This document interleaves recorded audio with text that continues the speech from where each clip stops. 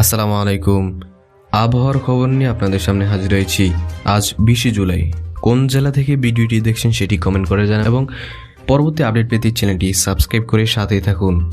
ঢাকা সহ দেশের 17 জেলায় দুপুরের মধ্যে 60 কিলোমিটার বেগে ঝড়ো হাওয়া সহ বজ্রবৃষ্টি হতে পারে বলে জানিয়েছে আবহাওয়া অফিস। দেশের অভ্যন্তরীণ নদীবন্দরগুলোর জন্য ভোর 5টা থেকে দুপুর 1টা পর্যন্ত আবহাওয়া অধিদপ্তরের দেওয়া সতর্কবার্তায় এ তথ্য জানানো হয়। এতে বলা হয়েছে রংপুর, দিনাজপুর, রাজশাহী, পাবনা, বগুড়া, টাঙ্গাইল, ময়মনসিংহ, ঢাকা, ফরিদপুর, খুলনা, বরিশাল, পটুয়াখালী, কুমিল্লা, নোয়াখালী, চট্টগ্রাম, কক্সবাজার এবং সিলেট অঞ্চলগুলোর উপর দিয়ে দক্ষিণ বা দক্ষিণ পূর্ব দিক থেকে ঘন্টায় 45 থেকে 60 কিলোমিটার বেগে অস্থায়ীভাবে দমকা বা ঝড়ো হাওয়া বয়ে যেতে পারে। এসব অঞ্চলের বৃষ্টি অথবা বজ্রসহ বৃষ্টি হওয়ার সম্ভাবনা রয়েছে।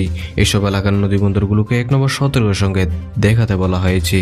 এছাড়া আবহাওয়া অধিদপ্তর আরেকটি পূর্বাভাসে দেওয়া হয়েছে রংপুর, রাজশাহী, ময়মনসিংহ, বরিশাল, চট্টগ্রাম ও সিলেট বিভাগের অধিকাংশ জায়গা এবং ঢাকা ও খুলনা বিভাগের অনেক জায়গায় অস্থায়ীভাবে দমকা হাওয়া সহ হালকা থেকে মাঝারি ধরনের বৃষ্টি অথবা বজ্রসহ বৃষ্টি হতে পারে। সেই সাথে সারা দেশে কোথাও কোথাও মাঝারি ধরনের ভারী থেকে ভারী বর্ষণ হতে পারে। সারা দেশে দিন এবং রাতের তাপমাত্রা প্রায় অপরিবর্তিত থাকতে পারে। এই ছিল আজকের আবহাওয়ার আপডেট। পরবর্তী আপডেট পেতে চ্যানেলটি সাবস্ক্রাইব করে সাথে থাকুন এবং সকলকে শেয়ার করে দিন।